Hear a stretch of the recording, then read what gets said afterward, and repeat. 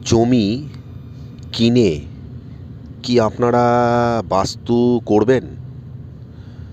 অনেকেই দেখবেন আপনারা যারা জমি কেনেন, বাইদ, ডাঙা এরকম বিভিন্ন ক্লাসিফিকেশনের জমি আপনারা কেনেন। জমি কেনার পরে অতি অবশ্যই মিউটেশন করার পরে বাস্তু করবেন যদি আপনারা সেই জমিতে বাড়ি করতে চান। কারণ বাইদ কিংবা অন্য কোনো ক্লাসিফিকেশানে যে জমিগুলো থাকে সেই জমিতে বাড়ি না করে বাস্তু করে বাড়ি করাটা কিন্তু অনেক বেশি বুদ্ধিমানের কাজ।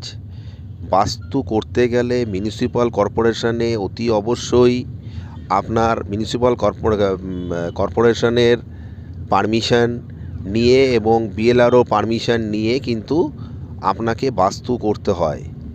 এবং পঞ্চায়েতে যারা থাকেন তারা পঞ্চায়েত অফিস থেকে বাস্তুর জন্য অ্যাপ্লাই করবেন এবং ওখান থেকে কিন্তু আপনাদের জমি বাস্তুতে কনভার্ট হয়ে যাবে।